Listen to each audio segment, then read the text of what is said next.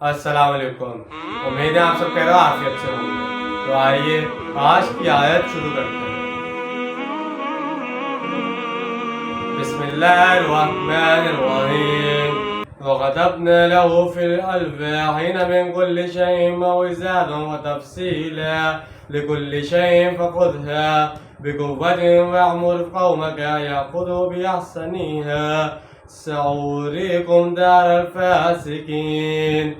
شروع اللہ کے نام سے جو بڑا مہربان نہایت رحم کرنے والا ہے۔ اور ہم نے لکھ دی آپ علیہ السلام کے لیے تختیوں پر ہر طرح کی نصیحتیں اور ہر طرح کے احکام کی تفصیل، تو اے موسیٰ علیہ السلام اس کو تھام لو مضبوطی کے ساتھ اور اپنی قوم کو بھی احکام دو کہ وہ اس کو پکڑیں۔ اس کی بہترین صورت پر عنقریب میں تمہیں گھر دکھاؤں گا جس پر اس وقت قبضہ ہے فاسقوں کا، یعنی شریعت کے تمام بنیادی احکام ان الواح میں درج کر دیے گئے تھے۔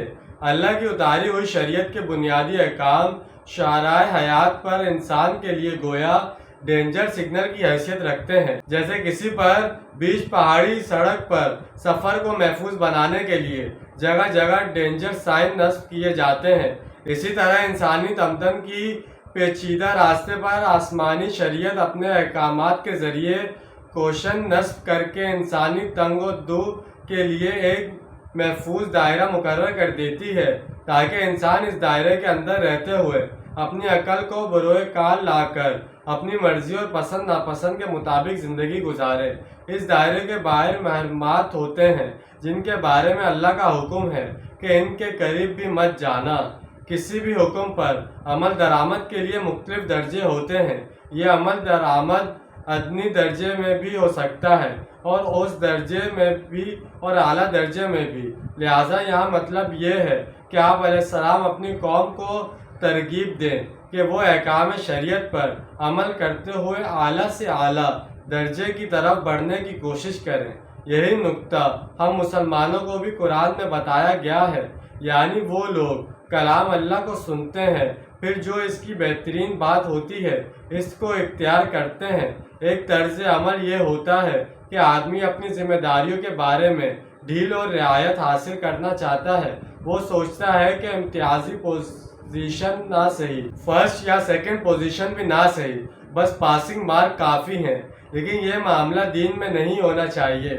دینی امور میں عمل کا اچھے سے اچھے اور اعلیٰ سے اعلیٰ معیار قائم کرنے کی کوشش کرنے کی ہدایت کی گئی ہے، جیسا کہ ہم سورہ مائدہ میں بھی پڑھ آئے ہیں۔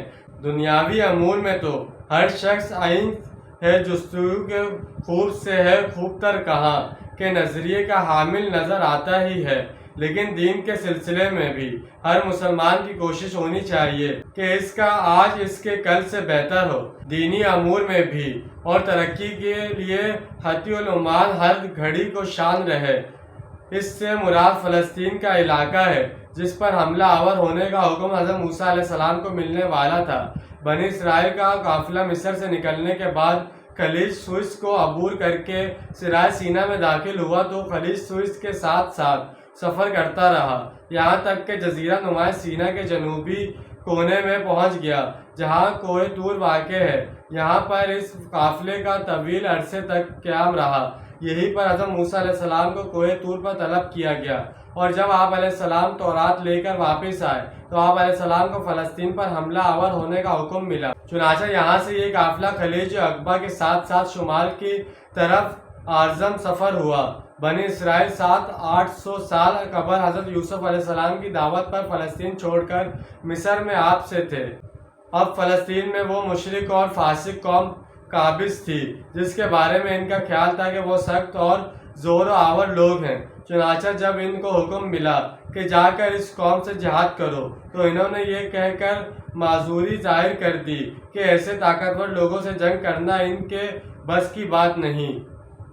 اس واقعے کی تفصیل سورہ مائدہ میں گزر چکی ہے۔ یہاں ایسی مہم کا ذکر ہو رہا ہے کہ میں عنقریب تم لوگوں کو اس سرزمین کی طرف لے جاؤں گا جو تمہارا اصل وطن ہے، لیکن ابھی اس پر فاسقوں کا قبضہ ہے۔ ان نافرمان لوگوں کے ساتھ جنگ کر کے تم نے اپنے وطن کو آزاد کرانا ہے۔ تو جیسے کہ آج ہم نے ایک آیت کا ترجمہ اور تفصیل بیان کی ہے، امید ہے آپ کو سمجھ میں آئے گا، پسند آیا ہوگا۔ ملتے ہیں اگلی ویڈیو. اپنا ڈھیر سارا خیال رکھیے گا, اپنے اور دوسروں کا خیال رکھیے گا. جب تک کے لیے اللہ حافظ. فی امان اللہ.